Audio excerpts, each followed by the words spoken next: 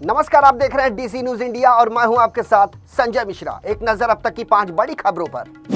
महाराष्ट्र के नंदुरबार में दंगाइयों ने 10 से 12 मकान जला दिए। यही नहीं, दंगाइयों ने पुलिस की गाड़ी पर भी हमला किया, जिसमें 2 पुलिस वाले घायल हो गए हैं। खबरों के मुताबिक ईद ए मिलाद के जुलूस के मौके पर पत्थरबाजी शुरू हुई थी, जिसके बाद 2 गुटों में जमकर पथराव हुआ। पुलिस ने दंगाइयों को रोकने के लिए बल का इस्तेमाल किया। पुलिस ने स्थिति को नियंत्रित करने के लिए आंसू गैस के गोले छोड़े और लाठीचार्ज किया। पुलिस के मुताबिक फिलहाल नंदुरबार के हालात काबू में है। जिले के एसपी और डीएम ने आसपास के जिले की पुलिस फोर्स भी मंगवाई है। आलम यह है कि पूरे नंदुरबार में भारी पुलिस बंदोबस्त लगा हुआ है। आरोपियों की पहचान करके पुलिस उनके खिलाफ कानूनी कार्रवाई करने की तैयारी कर रही है। पुलिस से मिली जानकारी के मुताबिक पत्थरबाजी से पहले दोनों गुटों में जमकर बहसबाजी हुई। इसके बाद दोनों गुटों में जमकर मारपीट और पत्थरबाजी हुई। बताया जा रहा है कि दोनों गुट महज पथराव से ही संतुष्ट नहीं हुए, उन्होंने जमकर आगजनी भी की। यहां तक कि कारों से लेकर घरों तक में आग लगा दी गई। नंदुरबार में हिंसा की घटना की खबर मिलते ही पुलिस मौके पर पहुंच गई। पुलिस ने मौके पर पहुंचकर हिंसक भीड़ को तितर-बितर करने के लिए आंसू गैस के गोले दागे। इसके बाद पुलिस ने भीड़ पर लाठियां बरसाई, जिसके बाद भीड़ की हिंसा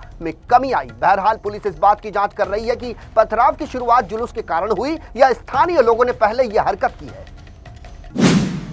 अमेरिका की कंप्यूटर इंफॉर्मेशन सिस्टम की छात्रा ध्रुवी पटेल ने मिस इंडिया वर्ल्ड वाइड 2024 का ताज अपने नाम कर लिया है। इस उपलब्धि से वो बेहद खुश हैं और उत्साहित भी। दरअसल miss India world wide 2024 Bharat के बाहर सबसे लंबे समय तक चलने वाली भारतीय प्रतियोगिता है। इस प्रतियोगिता को जीतने के बाद ध्रुवी पटेल ने बॉलीवुड अभिनेत्री और यूनिसेफ की राजदूत बनने की इच्छा जाहिर की है। ध्रुवी ने एडिसन न्यू जर्सी में ताज पहनने के बाद अपनी खुशी जाहिर करते हुए कहा कि मिस इंडिया वर्ल्ड वाइड जीतना उनके लिए एक अविश्वसनीय सम्मान है और ये एक ताज से कहीं बढ़कर है। उन्होंने कहा कि ये मेरी विरासत, मेरे मूल्यों और वैश्विक स्तर पर दूसरों को प्रेरित करने के अवसर का प्रतिनिधित्व करता है। किसी भी प्रतियोगिता की सबसे सामान्य चीज ये होती है कि उसका एक ही विजेता होता है। मिस इंडिया वर्ल्ड वाइड 2024 की इस प्रतियोगिता में सूरीनाम की लिसा अब्देलहक को प्रथम रनर अप घोषित किया गया, जबकि नीदरलैंड की मालविका शर्मा को इस दौड़ में दूसरा रनर अप घोषित किया गया।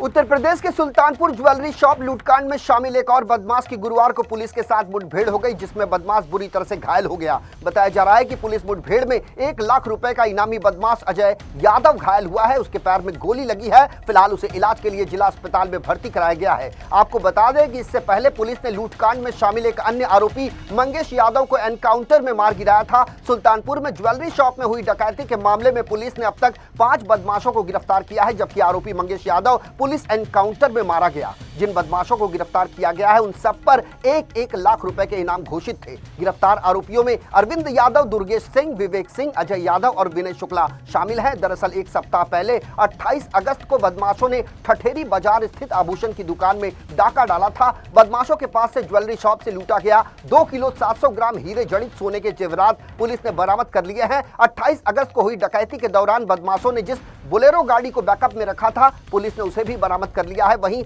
बोलेरो का मालिक त्रिभुवन कोरी को पहले ही एनकाउंटर के दौरान गिरफ्तार किया जा चुका है।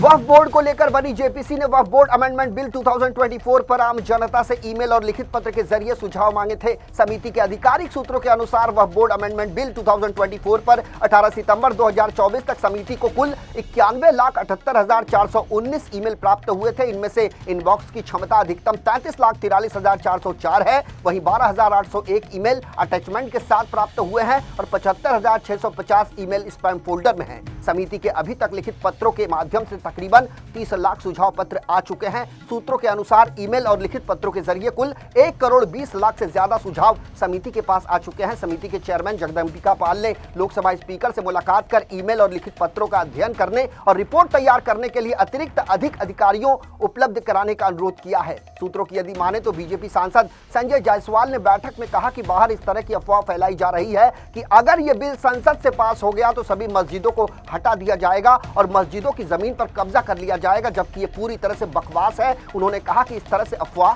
न फैलाई जाए। अब पहले की तरह पासपोर्ट बनवाने के लिए लोगों को लंबा इंतजार नहीं करना पड़ेगा। दरअसल कई बार पासपोर्ट ऑफिस के चक्कर लगाने के बावजूद पासपोर्ट आसानी से नहीं मिल पाता। हालांकि उत्तर प्रदेश के कुछ जिलों में पासपोर्ट बनवाना अब आसान हो सकता है। उत्तर प्रदेश में अब मोबाइल वैन की शुरुआत हो चुकी है। अब मोबाइल वैन सूबे के 13 जिलों में लोगों के घर पहुंचकर उनका पासपोर्ट बनाएगी। इसके लिए आईएफएस ऑफिसर अनु स्वरूप ने मोबाइल वैन को हरी झंडी दिखा दी है। जानकारी के मुताबिक इस वैन से पासपोर्ट टीम लोगों के घर जाकर पासपोर्ट का आवेदन लगी, जिससे पासपोर्ट बनवाने के लिए अब लोगों को बार बार पासपोर्ट ऑफिस के चक्कर नहीं लगाने पड़ेंगे। फिलहाल उत्तर प्रदेश के गाजियाबाद और उसके आसपास के जिलों में यह सुविधा दी जाएगी। गाजियाबाद के रीजनल पासपोर्ट ऑफिस के पश्चिमी उत्तर प्रदेश के 13 जिलों में मोबाइल वैन चलाने का फैसला किया गया है। इस लिस्ट में गाजियाबाद के अलावा अलीगढ़, आगरा, बागपत, बुलंदशहर, गौतम बुद्ध नगर, हाथरस, मथुरा, मेरठ, मुजफ्फरनगर, हापुड़, शामली और सहारनपुर का नाम शामिल है। सबसे पहले गाजियाबाद में इस पहल का ट्रायल लिया जाएगा, वहीं ट्रायल सफल होने के बाद इसे बाकी के सभी शहरों में अप्लाई किया जाएगा।